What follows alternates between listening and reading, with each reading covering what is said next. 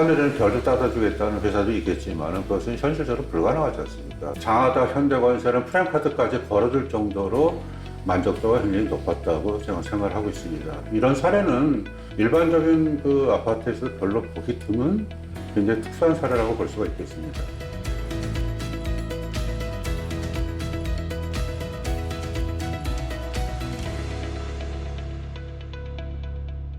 참여가던 3차 재건축 정비사업조합장 임병기입니다.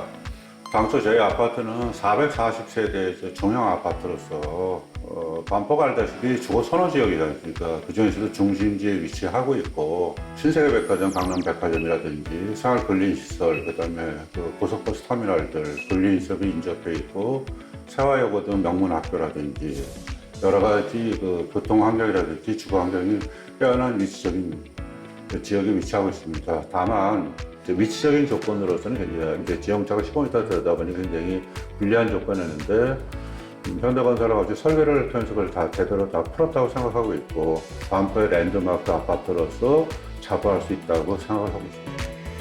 이 석가사는 어디나 요새 일반적으로 아파트 내에서는 다 구성을 하지만은 저희들이 작년 6월에 입주하고 나서 바로 한 달 뒤부터 매미 소리는 당연하고 개구리 소리까지 들리더라고요. 그러다 보니까 자연 친화적으로 우리가 당초에 추구했던 목표, 그 도심 속의 리조트 안에 힐링하는 그런 공간을 갖다 구성하겠다는 당초의 목표에 달성했거나 하는 그런 만족도가 높더라고요.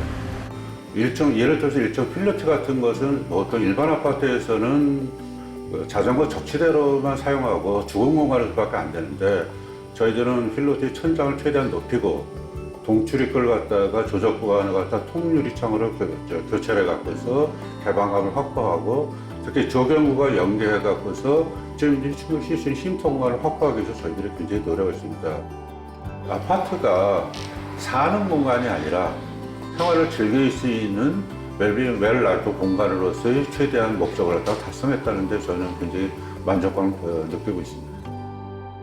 시공사 선정하는 데에서는 바로 경쟁회사하고 여러 가지가 있었는데 프리미엄 브랜드를 DH를 갖다가 저희 아파트에 처음으로 도입을 해주겠다는 현대건설의 약속을 저희들이 믿었던 거죠.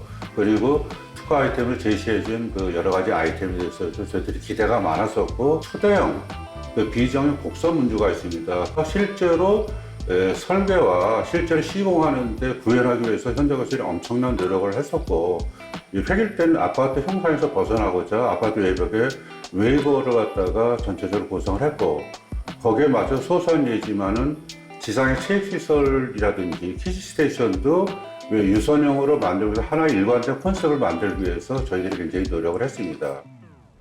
저 앞에 보이는 그 웨이버는 보시다시피 획일적인 아파트 형상을 갖다가 탈피하고자 웨이버를 도입을 했고 그 웨이버에 야간에는 연출 조명까지 도입함으로써 아파트 부가가치를 높이는 데 최대한 노력을 했습니다.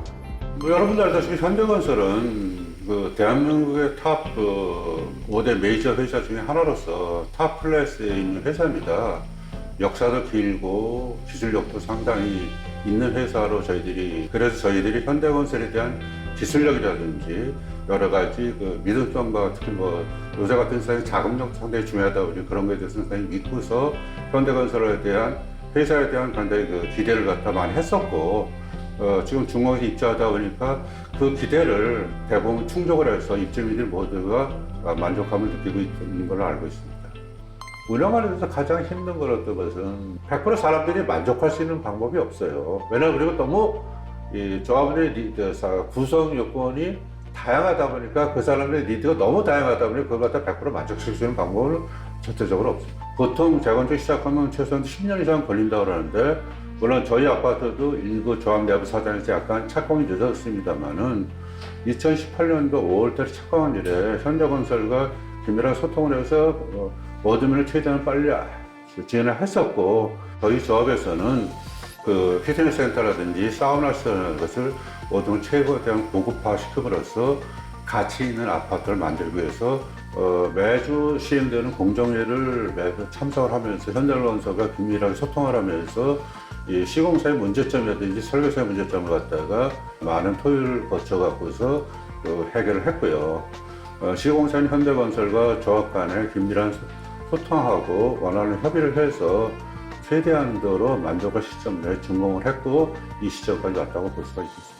오죽하다 보면은 저희들이 사전 점검하고 나서 대부분 그러기가 힘든데 일반 분양자들이 자발적으로 장하다 현대건설은 프랜카드까지 걸어줄 정도로 조합과 일반 분양자들의 만족도가 굉장히 높았다고 제가 생각을 하고 있습니다. 이런 사례는 일반적인 그 아파트에서 별로 보기 드문 굉장히 특수한 사례라고 볼 수가 있겠습니다. 시공사와 조합의 하나의 그 비즈니스 아닙니까? 그렇죠? 어떤 점에 포커스를 줄 건지 굉장히 고민을 많이 했습니다. 단위 세대 공용부를 대부분 나눌 수가 있는데 단위 세대에는 입주민들 서로의 니드가 전부 굉장히 다양합니다. 그래서 갖다가 그 회계절을 맞춰주기는 굉장히 어렵기 때문에 공용부에 많은 신경을 썼습니다. 그래서 일반원의 수익률에서 많은 부분을 투자를 하고서 그거를 특히 커뮤니티 센터한테 적용 쪽에 투입을 하면서 생각보다 예상했던 것보다 많은 좋은 호평을 받았다고 생각하고 있습니다. 두 번째로는 시공사하고 조합하고 이해와 소통입니다. 말씀드렸지만 저희가 이 좁고 길은 아파트 주형 단지고 특히 높이가 15m 차이라는 그런 단지 그 특성 굉장히 불리한 조건을 갖다가 현설하고 현대건설과 같이 이 설계 단계에서 굉장히 푸느라고 노력을 했는데 한쪽 입장만 고집한다고 되는 건 아니고 서로가 양보하고 서로가 소통을 통해서 자기 입장을 내서 그냥 서로가 합의점을 세우고 빨리 윈윈해 갖고서 정비 사업은 빨리 나가는 것이 가장 최대의 성과를 갖다가 달성할 수 있는 또 지름길이라고 볼 수가 있겠습니다. 시공사를 선정하는 과정에서는 시공사를 선정받기 위해서 시공사들이 온갖 제안을 합니다. 맨 처음에는 뭐 하늘에는 별도 따다주겠다는 회사도 있겠지만 그것은 현실적으로 불가능하지 않습니까? 왜냐하면 시공사에도 이익을 영리는 영리단체인데 과연 제안한 아이템을 갖다가 과연 실천할 수 있는 실천력이 있는지 그만한 자금력이 있는지 그만한 경험이 있는지를 해주시는 것이 가장 나중에 불상사를 위원회 방지하는 대책도 될 것 같고 그것이 가장 제가 볼 때는 중요한 결정 포인트라고 생각합니다.